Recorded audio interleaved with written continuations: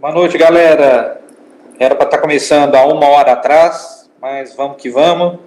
Vamos começar agora, então, falar um pouquinho dos meus 20 anos aí de mercado. Fui um dos primeiros alunos do Didi Aguiar, né, que era para ter tido uma live aí com vocês, mas ficou atrasado. Teve probleminhas aí de conexão, sei lá o que ele teve. Mas vai ser, vi que vai ser remarcado, né, essa live dele. Outro professor também que me ensinou na época, junto com o Didi, ele chama Alexandre Frugoli, faleceu já tem alguns anos, mas foi o cara que também me ensinou. E foi através do Alexandre que eu procurei o Didi. Falou assim, tudo que você aprendeu aqui comigo, você vai aprender com ele, mas faz o curso com ele, que com ele você vai ter um diferencial bem maior. E foi o que aconteceu, né? E aí eu procurei, né, fui procurado para fazer o curso com eles, com o próprio Didi também, porque eu precisava de conhecer mais a fundo o que a gente chamava na época de análise gráfica, né? Não existia esse negócio de análise técnica, não existia tape read, não existia... Né? Então era análise técnica com os indicadores da época que eu conheci com o Didi, os indicadores tracionais, né? Bollinger, média móvel, né? E eu procurei exatamente por causa desse nome aqui. Eu vou descer aqui o PDF para vocês. Tá difícil aqui, galera. Bom, enfim, essa palavrinha aí, chamada café, né? Que é isso aqui, ó, como vocês estão vendo aqui na câmera. Isso aqui é uma famosa saca de café. É uma café que a gente chama de escolha, né? Não é um café de uma qualidade de sul de Minas, uma qualidade daqui do Cerrado Mineiro, né? E por causa dessa palavrinha, dessas 4 palavrinhas chamada café, essas 4 letras, né, que eu fui procurar um pouco, saber o que é análise técnica, por que, né, que os preços se movimentam, e aí fui a fundo estudar, né. Então, vou passar uma introdução rápida de como se negocia o café na bolsa, e depois sim nós vamos para a famosa plataforma, né, que é o Cartesia. Agradecer também a toda a diretoria do Cartesian por estar me dando essa oportunidade de falar para vocês, né, falar sobre a plataforma, o que o Cartesian faz, que, na minha opinião, é uma das melhores plataformas do mercado, né, eu até colocaria, não, é lógico que ela tem os concorrentes, né, mas os recursos que tem no Cartesian você não encontra em nenhuma outra plataforma. Essa aqui que é a famosa, né, esse aqui é o famoso gráfico do café arábica, tá?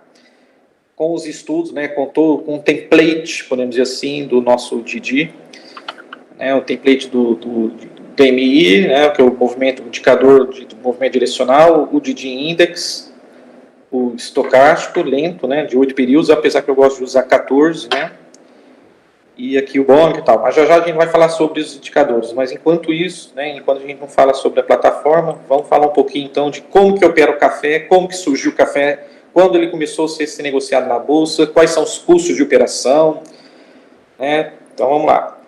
Então o café, né, tem curiosidades, né, em 1727, né, teve o início do plantio do café no estado do Pará, aqui no Brasil. Em 1825, né, a colheita começou a ser negociada no Vale do Paraíba, para depois, né, ser introduzida em Minas Gerais, né. Então, devido ao clima, né, como está falando ali, devido ao clima, boas condições de solo, né, o café começou a se concentrar mais, né, no estado de Minas Gerais, estado de São Paulo. O Brasil é o maior produtor de café, né, o Minas Gerais, né, principalmente boa qualidade, principalmente onde eu estou aqui, que é o Cerrado Mineiro, e o sul de Minas, né, a região de Poços de Caldas, Varginha, etc. Que é e aí tem esse derby, né, como a gente fala. Quem produz café de qualidade, quem tem mais quantidade, mas enfim, né, quem tem que cuidar da qualidade e da quantidade é o produtor, né. Lógico que o clima, né, a altitude influencia. Para operar café, a gente sabe que existem riscos, né. Quais são os riscos? Os riscos de produção, né, clima, né, seca, geada, pragas, né, o famoso bicho mineiro que afeta muito o grão. Você tem um risco de crédito, que é as famosas garantias, que é principalmente a operação a termo, que eu vou falar daqui a pouquinho, as operações de venda futura. E o risco de preço, né? Quer dizer, o que faz os preços, o risco de uma alta forte ou de uma baixa forte. Como vem acontecendo com o café, está vendo uma realização forte, depois de uma alta forte também, mesmo durante o coronavírus, mas por fatores que acabou influenciando, como falta de mão de obra, falta de container para chegar, levar o café para a Europa, né? E além dos riscos da cadeia, você tem os riscos dos agentes financeiros, né? Que você tem as famosas trading, né? O produtor, né? Que não quer que o preço caia na época da colheita, quer dizer, ele tem que torcer por sempre o preço estar subindo. Aí você tem também o torrador, né? O torrefador que torce pela alta de preço, não quer que o preço suba, quer dizer, né? Ele quer que o preço caia para ele comprar mais barato, né? O famoso comprar barato, vender caro. E as indústrias de insumo ficam na briga, né? Porque o produtor precisa do insumo para o café. E ali no lado de esquerdo, continuando, né? Então você tem o primeiro contrato futuro, né? Que começou no café foi em 1882 na Bolsa de Nova York.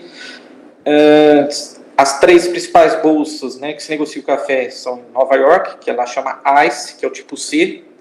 Esse tipo C seria o famoso café colombiano, né? Por isso que eles colocam lá C de Colômbia. É brincadeira, né? Aí você tem a Bolsa de Londres, mas no tipo C, que está ali também, é o famoso café arábica, né? Você tem a Bolsa de Londres, que é o famoso Robusto, que seria o café canébola ou café conilon, né? A gente se encontra muito esse café no Espírito Santo e zona da Mata Mineira. E a Bolsa P3, que seria o Arábica também, né? Mas a nossa seria a antiga, né? BMF, depois juntou com a Bovespa, em 2005, 2008, né? Você tem os três principais países que negociam café. Então, nós temos o Brasil, o Vietnã e a Colômbia. São os principais produtores de café. E os maiores importadores de café brasileiro os Estados Unidos e a Alemanha, né? Uma grande curiosidade, né, para quem bebe o café, sabe? A Alemanha ela não tem um mísero pé de café, mas é onde ela que distribui, né? Ela que manda o café para os outros países, né? Ela que manda para a Europa praticamente inteira, né? Espanha, Itália, Portugal. Então é a Alemanha que distribui todo o café. E aí você tem os países mais consumidores, né? Você tem a Holanda, a Finlândia, Canadá, a Suécia, que é interessante, que são países frios, né? E até no início da pandemia estava saindo algumas noticiazinhas dizendo que o café cura o coronavírus, né? Ou seja, não que cure, né? Mas é uma bebida quente, né? Então teu corpo tem que estar quente. Então é isso aí, vamos beber café. O que mais? Descendo aqui o PDF.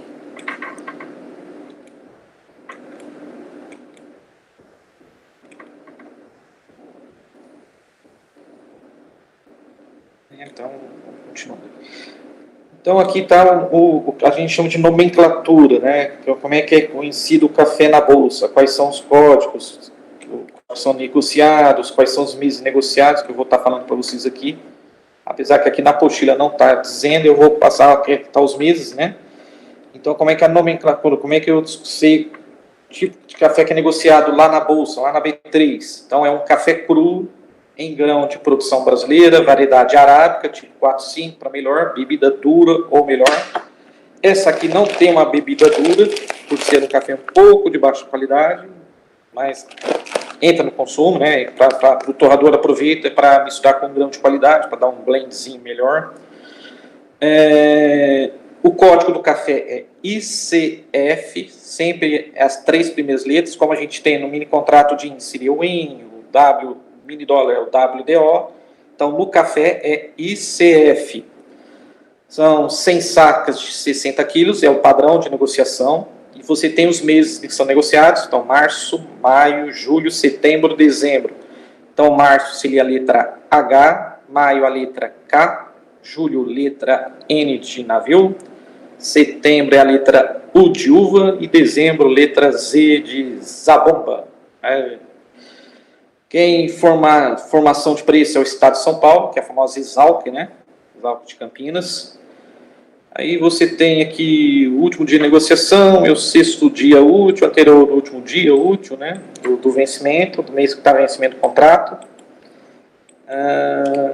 As outras commodities, antigamente, todas tinham entrega física. O café, por enquanto, se não me engano, ainda tem entrega física, né? Caso o produtor prefira, em vez de procurar um corretor de café para negociar o café dele no mercado físico ou fazer uma venda futura, ele pode ir para a bolsa, trava o café, vende o café na bolsa e depois ele entrega esse café com a cotação que está lá, junto com o dólar, né? Por exemplo, hoje, apesar do mercado ter caído nas últimas semanas, enquanto o mercado ainda estava numa tendência de alto, se você estava encontrando um preço bom de qualidade, ainda consegue achar por causa do dólar, né? Mas o produtor consegue pegar aí sei lá, R$600, sendo que um custo de produção hoje de um café é em torno de R$350, R$400, pelo menos aqui no Cerrado Mineiro, né? Vamos continuar aqui a apostilinha. A apostilha é da corretora Terra Investimentos, tá, pessoal? Aproveitar também para agradecer a live, que foi show de bola do Regis Chinchilla. Manja demais, o próprio Bataglia também, está lá todo santo dia lá, traçando as melhores estratégias para a galera. E o Chinchilla, né, não tem nem palavras, que é a carteira semanal, já ganha prêmios já direto, né, passando o Ibovespa. Bom, aí nós temos agora o famoso cálculo, né? Isso que é essa palavrinha mata qualquer trader, qualquer investidor, né? Que é o famoso ajuste diário, né? Que é onde a gente se encontra muito no contrato de mini índice, mini dólar, índice cheio, dólar cheio, todos os derivativos, né? Café, boi, soja, milho, e lógico o café também não poderia, né? Também participa, né? Então, aqui dá um pequeno exemplozinho, né, de uma operação vendida. Quer dizer, eu posso vender o café, sendo que eu não tenho café para entregar na bolsa, não tenho café, eu quero vender achando que o preço vai cair. Então, eu vou lá na bolsa e vendo, apostando na queda do preço. Então, ali está um exemplo, né, o preço de entrada no dia 25 de maio estava $150 a saca, preço de ajuste do dia 25 do 5, né, no mesmo dia, fechou a 149,5. O dólar, quem diria, estava 3,30 nesse exemplo, né? Quase foi a 5,70 hoje. Quantidade de 50 contratos, ó, esse cliente tem bala na agulha, né? Então, o valor ajuste a ser recebido do dia 26. Então, a conta como é que faz? Então, eu pego, como acabei de falar, né? Eu pego a cotação que eu vendi, 150, menos 149,5, então ficou meio. Cada padrão de negociação, como a gente viu aí, são 100 sacas, né? Então, vezes 100, vezes o número de contratos e vezes o dólar do dia. Tá? Então, ali nesse exemplo, o nosso amiguinho ganhou R$ 8.250. Aí você tem a posição de aberto, o mercado continua andando, né? Dia 26 continuou caindo, fechou 149,5, dia 27 fechou 148,5. O dólar caiu, mas em compensação o mercado subiu. O ajuste, então, naquele dia, então, ficou 149,5, menos 148,5, então ganhou $1, vezes 100, vezes 50, vezes 3,27, nosso amiguinho ganhou R$16.350. Então, assim vai. Vou até adiantar um pouquinho aqui, galera, porque ainda tem que falar de boi, falar de milho, ou se vocês quiserem continuar com o café, e falar de análise gráfica, né? Depois traçar umas linhas de tendência. Então, continuando aqui.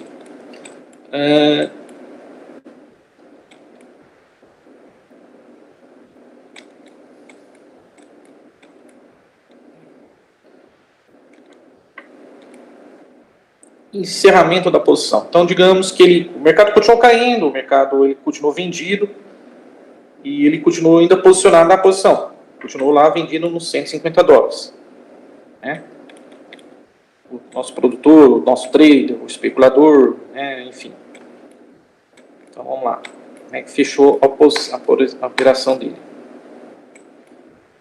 Supondo, então, que no vencimento do contrato, ou pode até sair antes, mas digamos que o mercado continuou caindo, ele achou que naquele momento estava bom para ele zerar a operação. Né? Então, o mercado caiu para $130 a saca, sendo que vendeu a 150, né? Então, ele ficou 150 menos 130, então ganhou 20, vezes 100, que é o padrão, né? 100 sacas, vezes 50, vezes 3,25, no final aí, ele ganhou R$ 325.000. Caso fosse uma operação de hedge, como ficaria o preço final do produtor? Que é o que a gente tem que sempre focar. Eu sempre, quando eu dou muita palestra, muito curso aí no sul de Minas, ou aqui no Cerrado Mineiro, eu sempre falo que o produtor sempre tem que focar o hedge, né? Ele tem que proteger a safra dele, como eu estava falando, de uma seca, de uma geada, de um fator de uma alta do dólar ou de uma baixa do dólar, que força sempre, geralmente sempre os preços para cima, uma alta do dólar força o preço para baixo. Então ele tem que estar protegido, o produtor sempre protegido. Ele pode achar que o preço vai subir, a gente vai ver no gráfico daqui a pouco ali, a tendência, ele apostando que o preço iria subir, ele comprou o contrato. Mas 70%, 80% das vezes o produtor precisa focar no hedge, né? Então, isso aí. Então, aqui que a gente sempre procura falar para o produtor, né? Sempre falo isso nas palestras que eu dou, nos cursos que eu dou, né? O produtor, ele precisa focar muito fazer o hedge, né? Como eu acabei de falar, e procurar sempre os três pilares, né? Quer dizer, o mercado físico, o mercado a termo, que a gente chama de uma venda futura, para uma hedge, para uma trade, né? E sempre vai estar vendendo esse café um pouco melhor, acima do preço do mercado físico, e usar a bolsa também, para fazer o hedge dele, protegendo a safra dele, né? Aqui fala um pouquinho do mercado de opções, eu vou pular porque há um tempo atrás havia muita liquidez para operar opção de café, né? Isso sei lá, estou falando de 20 anos atrás, 25 anos atrás. E o que aconteceu, o café foi perdendo a corrida para o milho e para a soja, né? Muito produtor procurando, né, por causa do consumo da China, né, tanto o boi também. Então o café foi perdendo liquidez. É um termo que a gente sempre usa aí no mercado, né? Então o café foi perdendo liquidez, as opções do café também foi perdendo liquidez, né? Deixa eu só descer aqui, PDF.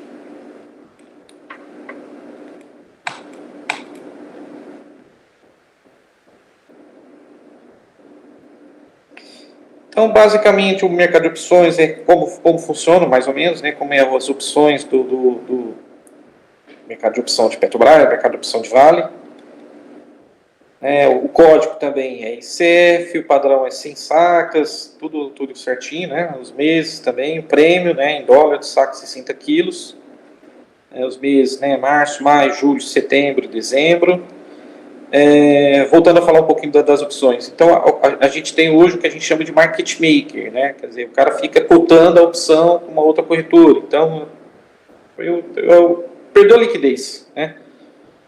Não sei ainda como é que tá, até vou dar uma informação nas próximas semanas aí. Como o Brasil segue muito ao mercado americano, né? Então, ele segue o padrão americano de opções, né? Quer dizer, você pode ser exercido a qualquer momento. Já a opção europeia, não. A opção europeia, você tem um X de tempo que ela vai ser exercida. Você só pode sair no final do exercício. A americana, não. A americana pode ser exercida a qualquer momento.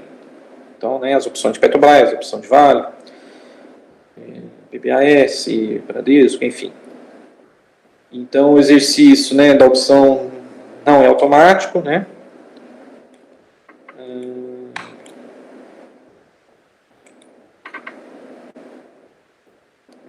Tá aqui. As operações... Bom, enfim, por isso, como não tem tanta liquidez hoje, então, só passei aqui por alto aqui, né, o PDF, que já está o finalzinho, peraí que já vai carregar aqui.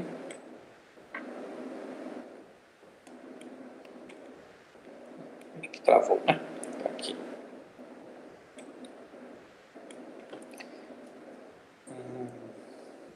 Bom, enfim.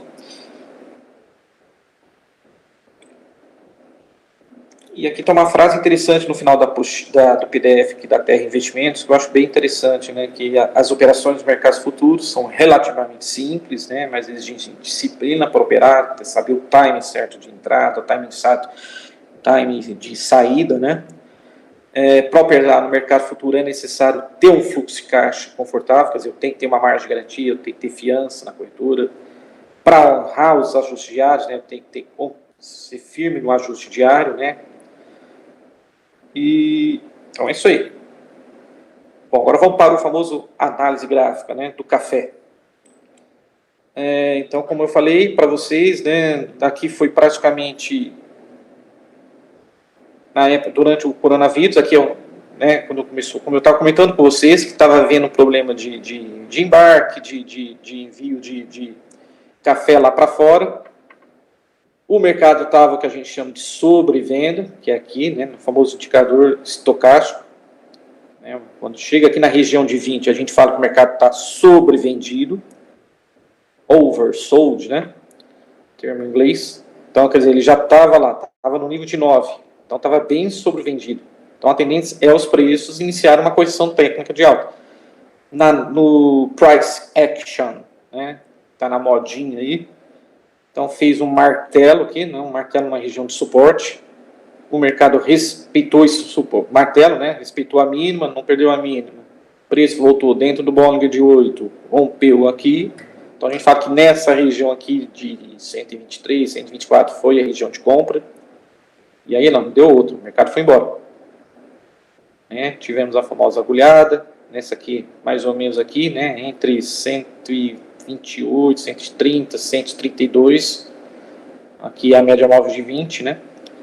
Gosto muito de outras médias móveis, gosto muito da média de 50, gosto muito da média de 100, média de 200, as exponenciais, né, do nosso Paul Williams, né, 17, 34, 72. Mas para derivativos, para café, para boi, para milho, eu gosto mais, é o padrão, né, média móvel de 9, ou média móvel de 8, e o Bollinger de 8, o Bollinger de 10, e a média móvel de 20, né. E aí não deu outro. O mercado foi subindo, chegou aqui nessa região, faz o que a gente chama de famoso topo duplo, né, pessoal? Olha lá. O mercado não conseguiu romper a região de 40, começou a realizar, né, o indicador, o estocástico voltou a sinalizar um pouco de compra, o Trix ainda estava no zero. E aí sim, ó, aqui é o que o nosso Didi chama de agulhada, né? Então, o direcional, usou todas as três médias juntas, foi aqui mais ou menos, né? Aqui na região de 132 e não deu outro. O mercado veio e com força barrigou. Parece que travou aqui, mas tudo bem. Travou meu cartesiano. E agora, né? Então, quer dizer, ali a gente poderia ter feito uma venda futura ali na região de 135, né? O mercado faria uma venda futura ali,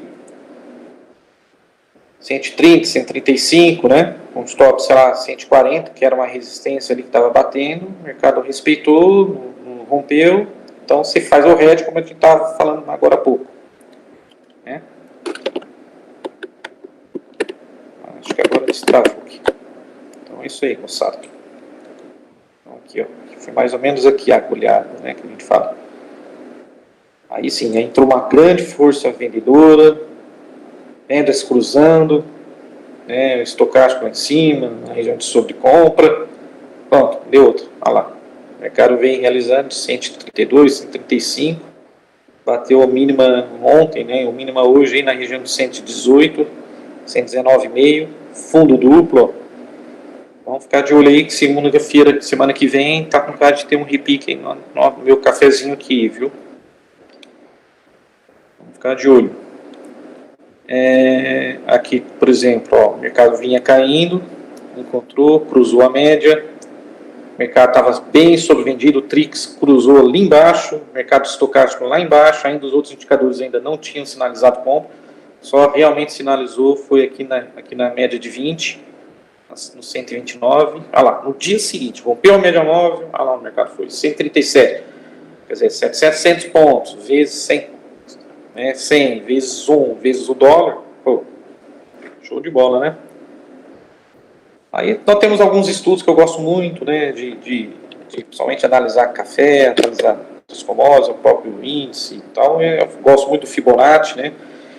E aqui, ó, aqui eu peguei um histórico do café no final do ano passado, depois de outubro, aqui foi o que a gente chama de falta de café de qualidade. Começou, o Brasil estava terminando de vir de uma seca, e aí entrou um ralizão alto de café, como a gente está vendo aqui, no mercado de 1,25 foi para 1,70.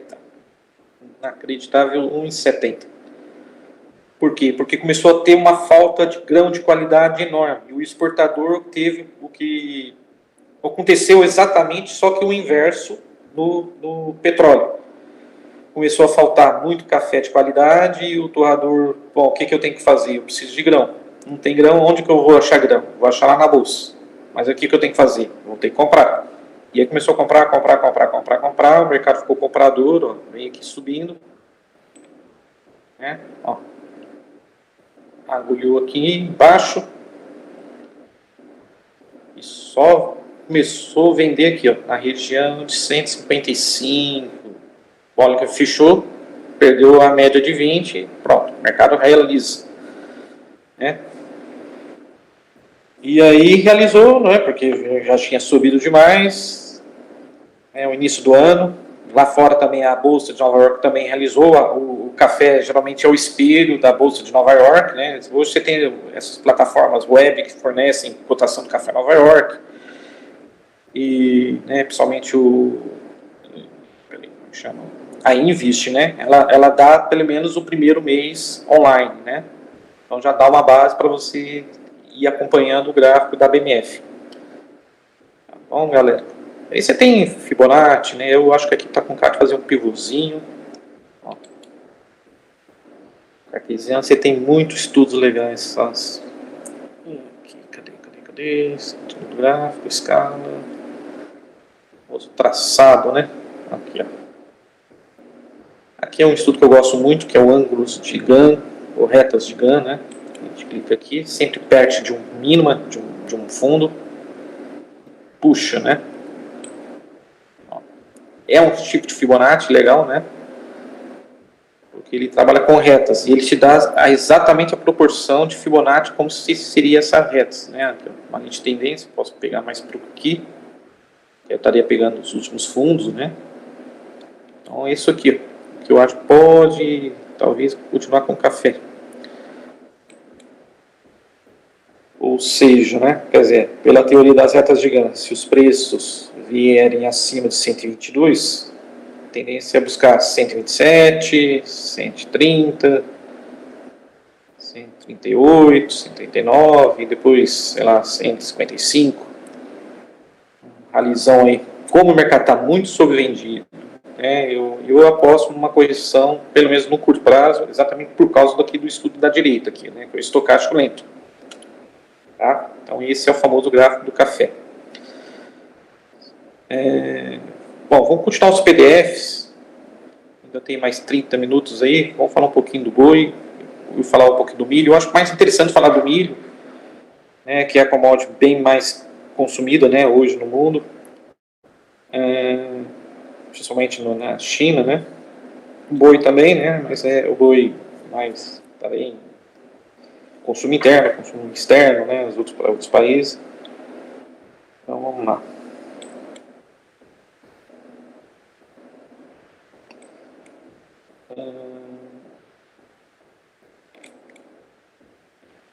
Então, introdução, né, às operações com milho na BMF. Tem um mercado interessantíssimo que eu queria, mas eu dou isso nos cursos que eu dou, né, nos cursos online e presenciais, né, eu falo muito sobre a diferença entre o mercado a termo, quer dizer, a venda futura e a B3, quer dizer, qual é o melhor momento para mim fazer ou uma venda futura, ou entregar meu mercado físico, ou eu vou para a bolsa e faço meu hedge. Mas como eu tenho tempo, né, para falar isso para vocês, então fica para uma próxima ou fica para algum curso online. Então, vou dar só uma pincelada bem rápida aqui, né, no mercado de milho. Que ele dá um histórico, né, o cultivo do milho tem registro na data de 7.300 anos, em pequenas ilhas próximas ao litoral do México. Cultura do milho só se expandiu a partir do século XVI, quando Cristóvão Colombo retomou para a Europa levando amostras do grão. Né? Desde aquela época também ele já via que o Palmeiras não ia ter mundial e até hoje não tem mundial. Né? Então, isso aí. Bom, no Brasil, né, os índios cultivavam milho antes mesmo da chegada dos portugueses. Né? Da mesma forma que o café tem os seus riscos, o milho também tem seus riscos, né? Risco de produção, risco de crédito, risco de preço. Né? Então, produção é a queda produtiva da lavoura. Novamente falando de pragas, de clima que influencia, né? O próprio consumo. Se diminui ou aumenta o consumo, né, principalmente agora da China, por causa do coronavírus, né? Você tem o risco de crédito, né, que é a contraparte, que é a garantia, e você tem o risco de preço, que é a movimentação dos preços, né? Os agentes é o produtor, que não quer que os preços caiam, né? Quando chega na época da comercialização, quer dizer, quer que vende o seu preço no melhor momento. Aí você tem os criadores de aves, insumos, né, que precisam do milho para consumo, né, os bichinhos, os palmeirenses, né, os suínos.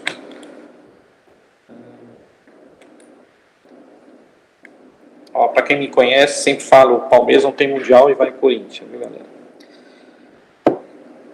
Indústrias e insumos, né, também, se tem venda dos insumos com contrapartida do recebimento, né, da commodity, para fazer a troca, né, famoso barter, né, que é muito usado nas empresas grandes aí, né, como Bayer, né, Mosaic, etc., né, que fazem o hedge.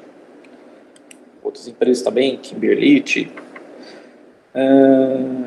Vamos continuando aqui. Continuando aqui um pouquinho da história, ali no lado esquerdo, em 1848 foi criada a Chicago Board of Trade, né, que é a CBOT, onde você negocia, além do milho, você negocia petróleo, você negocia o SP500, futuro, lá fora, né. Em 1851, o contrato a termo de milho, que é o contrato de venda futura, né, chegou a negociar 3.000 bushels. Isso é muita coisa, hein?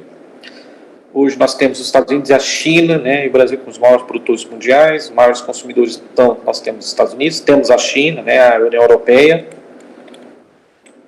Vamos continuar aqui a apostila aqui do... Bom, como é que funciona o contrato futuro de milho na B3, né, na BMF? Então, como o café também tem um padrão de qualidade, né? Se não chegar naquele padrão de qualidade, você não pode estar se negociando, né? Você não pode estar entregando, no caso do café. Já o milho hoje não tem mais entrega física, como eu vou comentar agora. Então ele tem um padrão, como a gente está vendo ali, né? O milho em grão, a granel, duro, aspecto normal, duro, semi-duro, amarelo, da última safra, né? Máximo de 14% de umidade, máximo de 1% de impureza.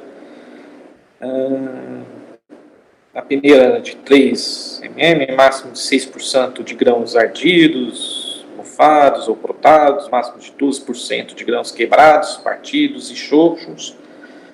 Então esse é o padrão que a B3 aceita, né?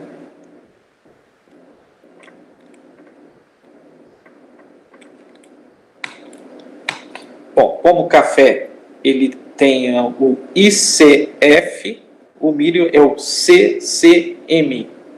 Tá? As primeiras 3 letras, quando você coloca lá no home broker, né, ou no cartesiano, né, para mim ver o código.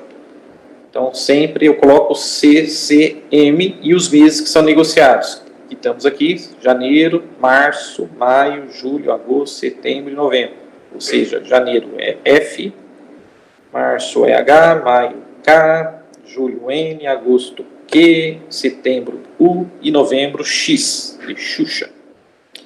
Formação de preço, novamente, né, Campinas, em São Paulo, né, a Exalc. Aqui está aqui, ó. Qual que é o padrão do contrato do milho, né? Então, são 450 sacas de 60 quilos, equivalente a 27 toneladas. Como eu acabei de falar agora há pouco, no milho, no café você ainda tem entrega física, já no milho você não tem entrega física, então é só a liquidação financeira. Se as posições não forem encerradas na sessão da negociação, até o último dia de negociação, né, mediante uma operação inversa. Comprovendas serão liquidadas no vencimento pela média dos últimos 3 dias do índice de preço, como comentei, né, o Exalc da BMF, o Exalc de Campinas. Exalc da USP, né?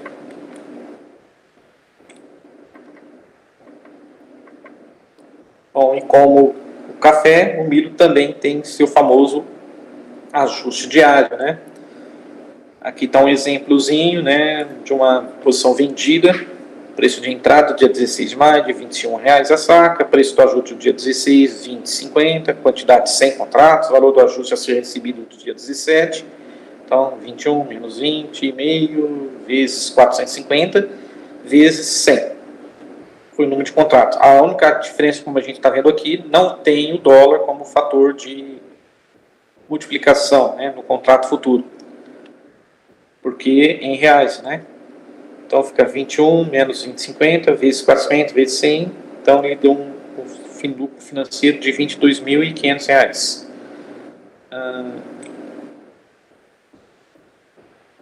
Preço do ajuste do dia 16, 20 mil, quer ver um último aqui.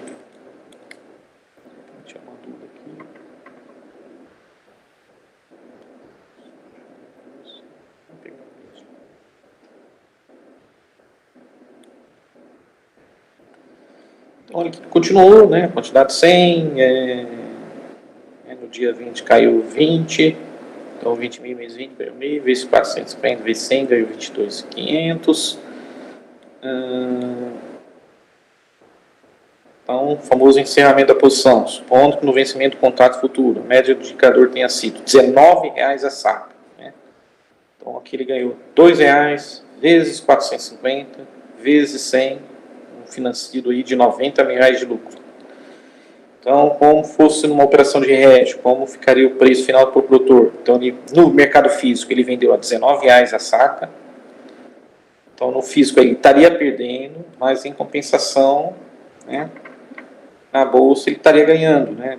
Aí, no resultado do hedge, ele estaria ganhando R$ 2 a saca. Preço final, então, 19 mais 2, R$ 21 a saca. Então, consideramos o produtor em Campinas, mesma base de contrato da B3, caso seja em outra localidade, a loja vai ter o risco, porque é o famoso frete, né? No café, por exemplo, a gente tem a bolsa lá informa, acho que regularmente, cada 3 meses, se não me engano, ela é obrigada a informar como é que está o frete, né, das vendas, do frete das cidades para até o Porto de Santos, né? Então, aqui, nesse caso aqui, também é calculado o frete, risco base. Contrato futuro de opção, eu vou pular. Também os meses mais negociados, né?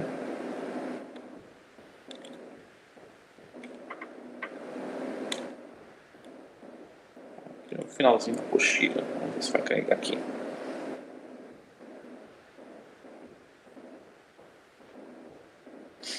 Tá, vamos voltar para o cartesiano. Então, como eu falei, né, esse código é CCM, então eu venho aqui, linha mais, vou abrir um novo gráfico. Eu quero um gráfico diário, então eu vou digitar aqui CCM. Aqui, o legal do Cartesian, eu gosto muito desse recurso aqui, que a gente tem o arrobazinho, que, qual que é a diferença? Ele me dá uma base de dados maior, né? Então, vamos pegar ele, então, como exemplo. CCM arroba, eu vou colocar aqui, onde está aqui os 3 pontinhos, para mim pegar o template do dia. Eu dou OK.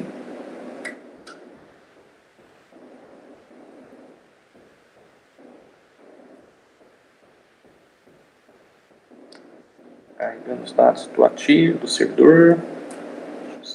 Aqui vai demorar para carregar, né? Então, como eu falei, né, milho Campinas. Então, por enquanto, é o mês que está com mais liquidez seria o maio, né, CCM K20.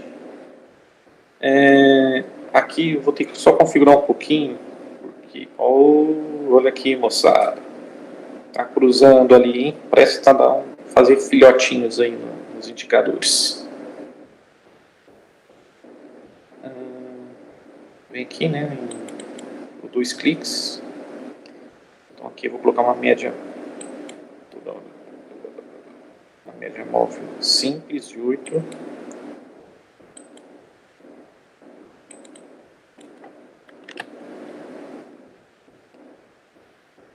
Deixar uma cor amarela. Né?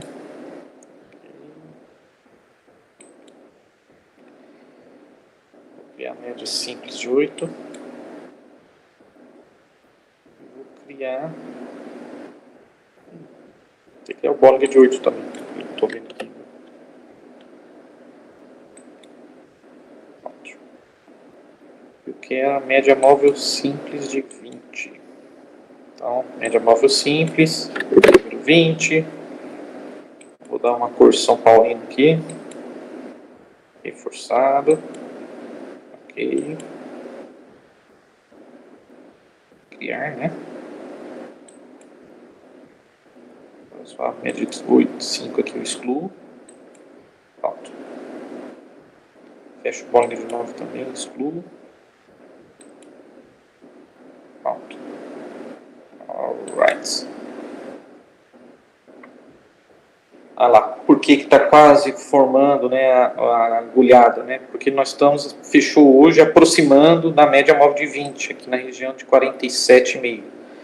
Um dia antes a gente vê claramente que ficou 3, 4, 1, 2, 3, 4 pregões de lado, né? Com os indicadores sobrevendido, Trix cruzando aqui, apesar longe da linha zero, que é aqui, né? Essa região. E aí, ó, vai ser interessante aí na segunda-feira, vamos ficar de olho, porque se realmente romper isso aqui, próximas resistências com certeza aqui nos 47,80, que seria esse último fundinho aqui, né? E com certeza o mercado teria que buscar aqui, essa região aqui dos 50, 51, tá? Tem umas formas, alguns estudos que eu gosto muito de usar para traçar o Fibonacci, porque eu não sei onde que está fazendo o topo e o fundo. Então, eu posso achar alguns indicadores que me auxiliam nessa feeling, né?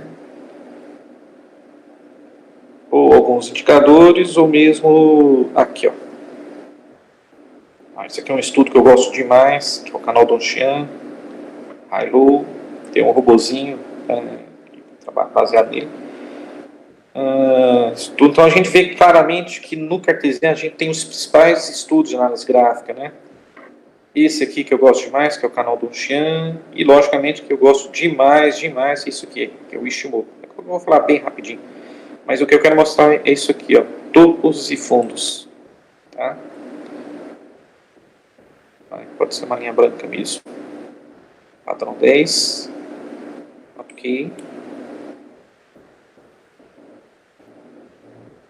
Mas não era o 10 que eu queria, não. Eu quero um padrão 5.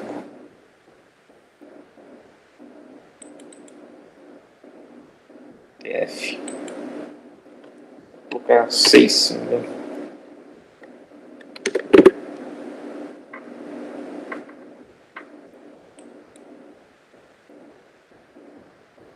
Agora sim. Agora eu consigo ver claramente.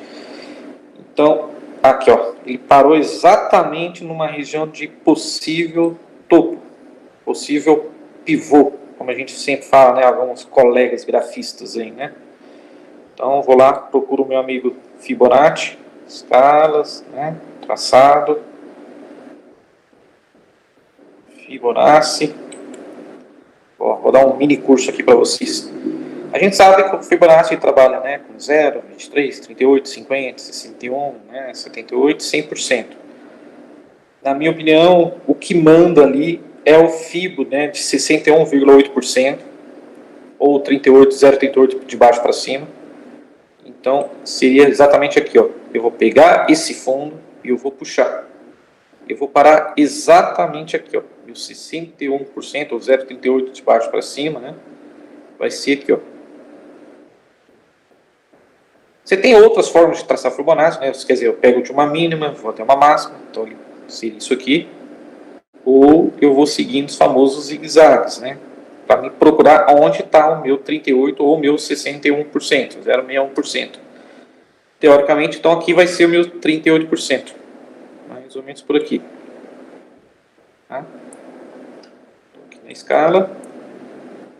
Ou seja, vamos monitorar a segunda-feira, porque se realmente romper aqui essa região dos 47,5, nós vamos ter uma confirmação importantíssima de provavelmente uma grande agulhada. que foi o que aconteceu aqui, só que o inverso, ó, quando ele perdeu a média de 8 e perdeu a média móvel de 20, então aqui onde eu parei exatamente com o mouse foi uma agulhada de venda, na região de 54 e 30, mais ou menos.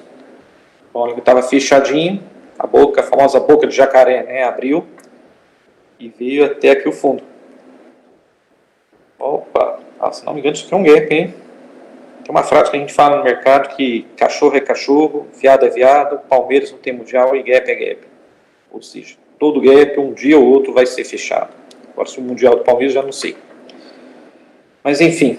Então, rompendo os 47,70, eu tenho 50 pontos de Fibonacci, né? 50% aqui nos 48,5, eu tenho 61% aqui na região de 49,40. É onde a gente sempre fala que para beber água, né? O mercado dá uma acalmada, para beber meu cafezinho, beber café. E, né, o objetivo 100% aí na região de 52,40, tá? Vamos ficar de olho, porque realmente está interessante o milho aí. Bom, se quiserem eu falo um pouquinho aqui do boi, faltou rapidamente falar sobre ele. A gente fala rapidinho, vamos voltar lá para os e-books. Falar do boi da cara preta, né? Então, né, material da corretora Terra Investimentos, introdução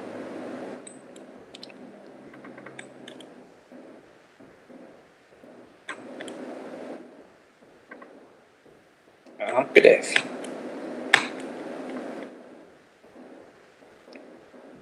Então, introdução ao agronegócio, né? Como se opere o boi na bolsa. Vou só passar bem rapidão.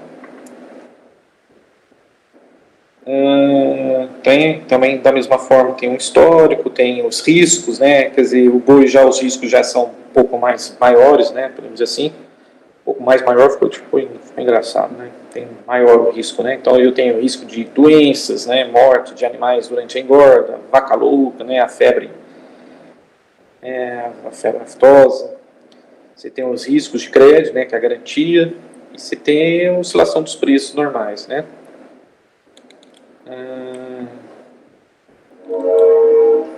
Ó, o barulho do trem aqui. Tem um trem que passa aqui na cidade aqui. Olha o trem, vem surgindo de trás das montanhas azuis. Olha o trem. E dizem que essa música foi composta aqui na cidade aqui. Com o Raul Seixas e um camarada que faleceu, que o cara era gente finíssima. Chama Jefé Consolação. Bom, enfim, aí você tem os riscos dos agentes, né? Pecuarista, queda dos preços na época da comercialização, frigorífico, alta dos preços, pode deteriorar o lucro com a venda da carne. O pecuarista não quer que o preço caia, né, durante a época de comercialização. O boi chegou no Brasil com os primeiros imigrantes portugueses na primeira metade do século XVI. A galera queria fazer um churrasquinho, né? Tipo Dom Pedro. O país tem o segundo maior rebanho do mundo, com aproximadamente 215 milhões de cabeças. E, né, você tem os China, Hong Kong, né, a União Europeia são os maiores importadores de carne brasileira, com 40% da participação. Bom, então como é que funciona o contrato futuro do nosso bichinho? São bovinos machos, né, 16 arrobas líquidas ou mais de carcaça, idade máxima de 42 meses. Como o café é o ICF, o milho é o CCM, o boi é BGI, tá? E de bola, G de grafista e de igreja. Como é que funciona, como é que é o contrato, né, do boi? Então são 330 arrobas líquidas. Então sempre eu tenho que usar o número de 330. Café 100 sacos vezes o dólar, milho 450 vezes a saco, boi só 330 arrobas. A única diferença entre o boi e o milho e o café é que o boi ele é negociado todos os meses. Janeiro, fevereiro, março, abril, maio, junho, julho, agosto, setembro, dezembro, né?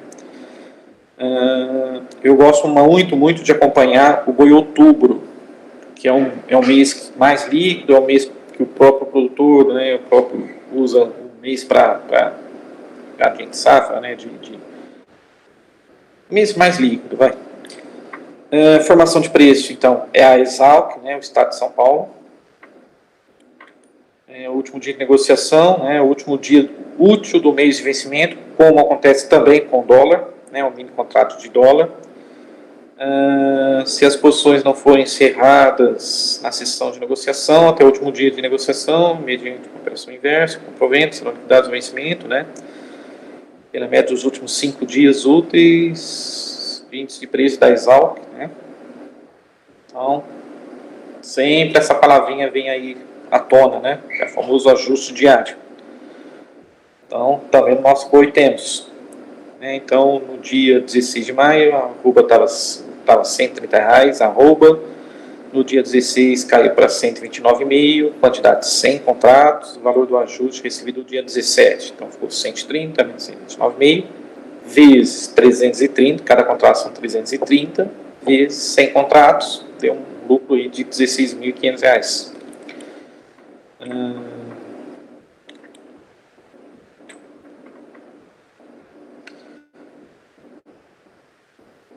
Posição em aberto, né? Preço hoje no dia 16 de maio, 29,5. No outro dia caiu para 128,5. Então, estou ganhando aí R$1, né? Então, ficou R$1 vezes 330 vezes 100, R$33.000. Então, vamos lá. Como é que ficou o encerramento da posição?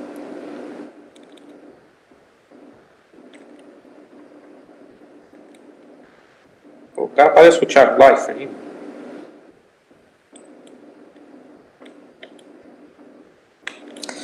Bom, então...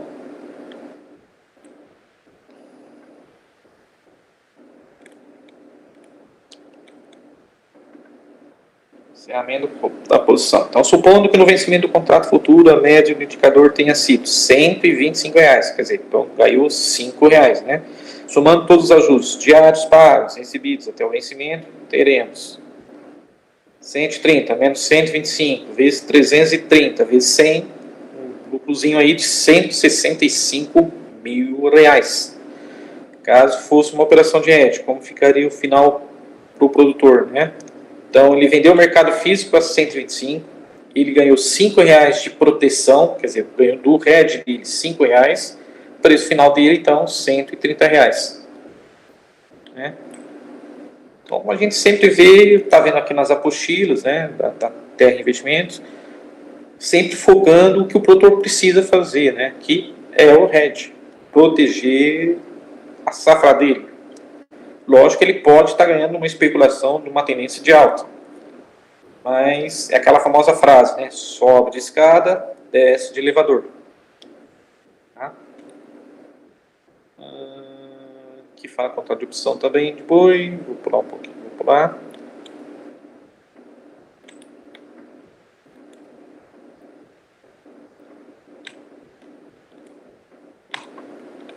Eita, mas travou.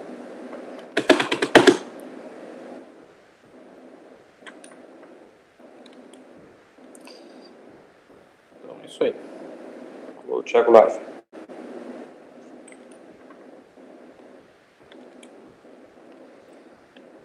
Bom, vamos lá para o gráfico então, né? O que não quer carregar? Como é que eu abro então um gráfico de boi? Então, aqui, pessoal, estava vendo o gráfico do índice, o gráfico de Bovespa, já quero só mostrar alguma coisa para vocês que me chamou a atenção. Para encerrar, vou deixar o índice Bovespa e talvez o dólar, o que eu acho, né, para os próximos dias. Então, vamos abrir um código aqui do boi, como a gente acabou de ver. Então, é o BGI. Você tem um arroba, né, que você tem a base de dados maior de vários dias, vários meses. Eu vou falar do outubro, que foi que eu comentei. Então, é o BGI V20. Tá? Aqui, ó. BGI V20. Então, vamos abrir o gráfico diário.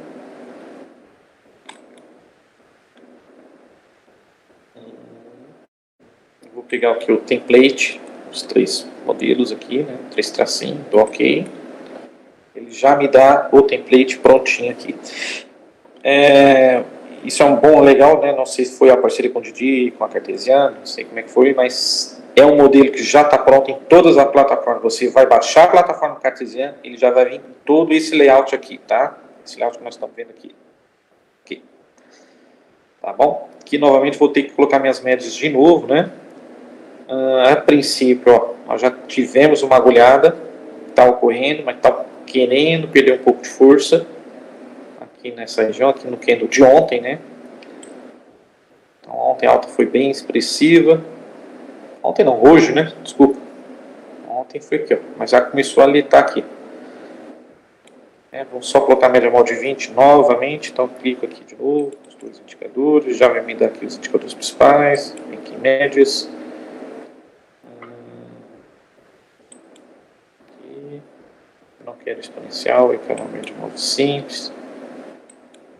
Eu quero uma média de 8. Pode ser amarela mesmo. Pronto. Agora eu quero uma média móvel de 20. Por Bambi. Reforçado. Ok. Criar ela. Pronto.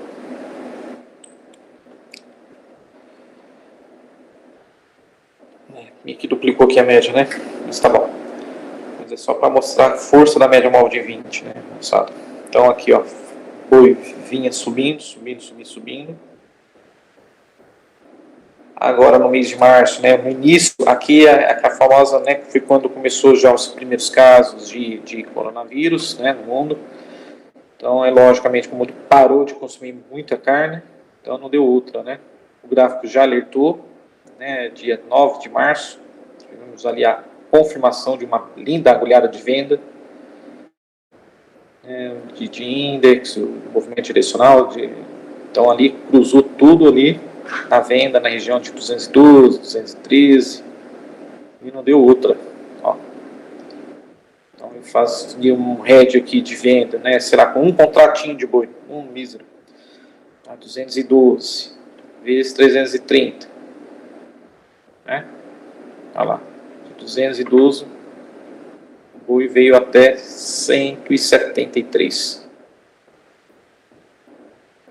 né? Quer dizer, 40 pontos aqui. E aí começou a falar, não, alguns países estão diminuindo, mesmo estando na quarentena, ainda existe, ainda tem um pouco de consumo, o pessoal está consumindo.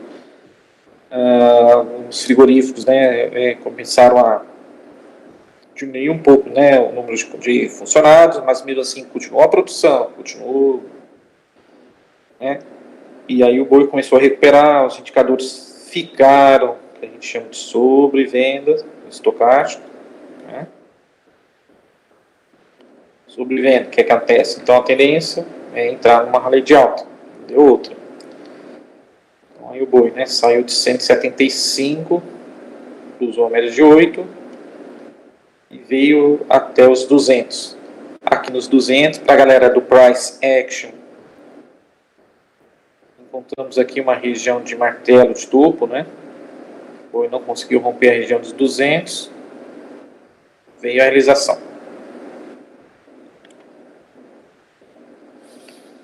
Tá?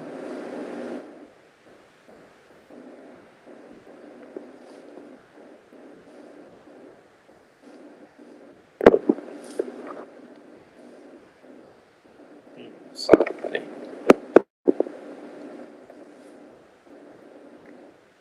Deu pepino aqui. Bom, é isso aí.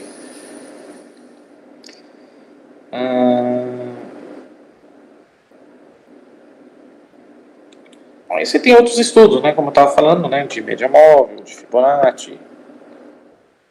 Voltou. Destravou aqui. Tá? Topo e fundo, então vamos lá, vamos colocar, traçar aqui. Vou brincar de Fibonacci novamente aqui. Traçados. Fundo, volta aqui. Traçados. Símbolos, né? Retas de Gann. Estudos do grato, estilos, tem muito recurso, viu? E a princípio, né, a conversa que eu tenho aí, que a tendência é vir mais indicadores aí, né? Então, Speedline, eu já gosto mais do ângulo de gigante. Nesse caso aqui, ó, olha só que interessante. Então, ele parte de uma mínima, se ele perde a mínima, né?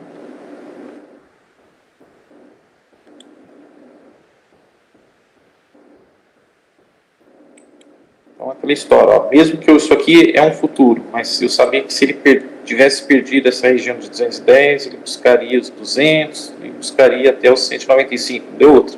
Assim que ele perdeu aqui, buscou suporte e continuar a realização, né? Então, quem procurar era o topo fundo ali, viu? Tudo sobreposto. Topo fundo, achei, ó, tá aqui, moçada. Topo fundo, vou colocar 6.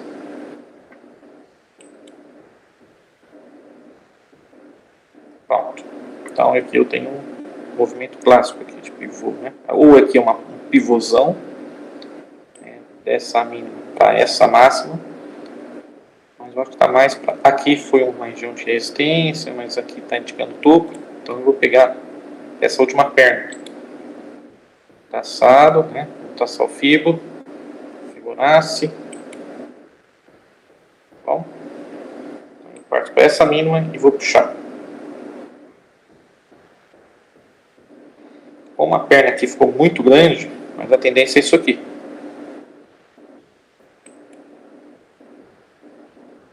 Se ele romper essa máxima, né, que fiz essa máxima hoje, a região de 194 aí, a tendência realmente é de buscar 196, depois 100, 200, vai ter muita venda aí. Aqui ele tem encontrado um pouco, tinha encontrado um pouco de venda aqui na região de 190, ó.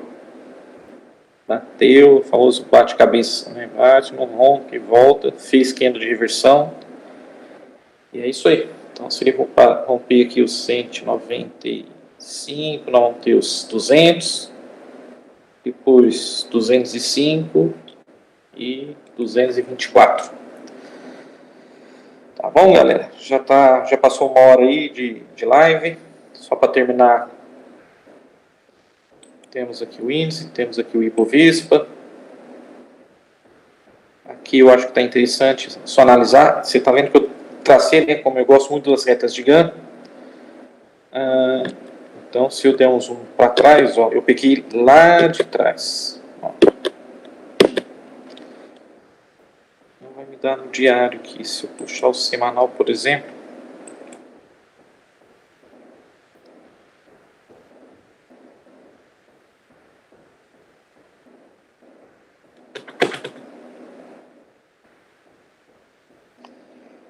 Carregando dados. Pronto. Então, ó, eu peguei aqui, ó, partindo de 2016, dessa mínima de 2016, tá? Lá nos 49 mil pontos. Apesar do mercado ter perdido, né? Veio aqui a região de 50 e pouco. Então, ó, vamos o mais.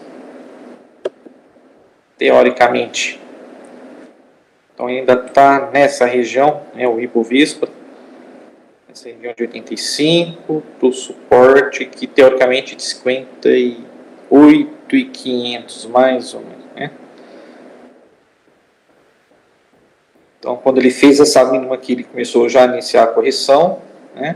Então, tinha uma reta de ganho aqui no 67, 68, aqui no 72.900, 72.800, curiosamente foi exatamente a mínima de hoje, né? 71 por aí, né? Precisa ficar acima dos 74, 75 mil, para aí sim buscar os 85, e aí sim nós vamos ter um movimento interessante de correção pelos indicadores de tendência. O Trix ainda não virou, o estocástico está sobrevendido, pelo menos ainda por enquanto é uma indicação de uma correção técnica de alta, e aí sim, isso aqui não é call, meu moçada, isso é achismo, como diz um grande amigo meu chamado Rony Frajola, ex-operador de pregão, manja muito de dólar. Então é isso aí. E aí sim, buscaria a média de 20, que está aqui, né, na região de 92, e a resistência do Bollinger de 8, na faixa dos 96.500 por aí.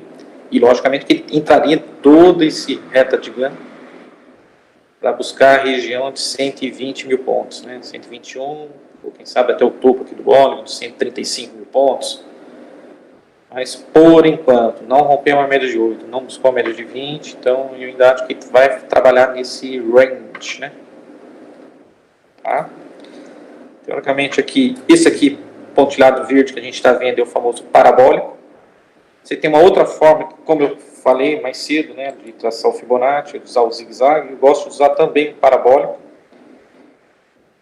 Nossa, mas tem recurso aqui, hein, moçada, ó. Então, eu gosto muito do Fibonacci tradicional. Então, vou pegar essa mínima, que por enquanto ainda não perdemos. Então, podemos dizer que por enquanto pode ter sido um fundo. Vou puxar até aqui, vai ser o meu 61%. Exatamente aqui, né, a máxima dos últimos 2 dias. E aqui seria o meu Fibonacci, pelo menos por enquanto. Tá? Então, somente acima dos 81, 81.100. Nós vamos ter os 87 mil pontos. Os 61,8 Fibonacci coincidindo com a média de 20, os 92.500, com o alvo os 112.800, tá? Então é isso aí, agradeço todo mundo, muito obrigado aí pela live, desculpa aí por ter começado tarde, tá bom? Do curso, como eu falei, do curso de introdução em operações em derivativos, como mostrei nesses primeiros PDFs, também tem um outro PDF mais completo, que dá uma abrangência maior sobre diferenças entre operações a termo, diferenças de operações a futuro, diferenças de operação no mercado à vista, mercado, né? Aí o curso ele é dividido em 2 vezes, né? Eu passo uma parte, a primeira parte de introdução, e da segunda parte, né, fala de análise técnica, dos indicadores, price action, candles, enfim. Tá? Esse curso pode ser tanto online como presencial. Tá? É só me procurar aí nas redes sociais, meu Instagram Joãozinho _ Grafista, meu Twitter jgrafista11, tá bom? Estamos aí à disposição. Muito obrigado à Cartesian, né, uma plataforma que eu já conheço ela já há muitos anos, né, tanto que foi o início do broadcast foi a partir do Cartesian, né, modelo de início ali.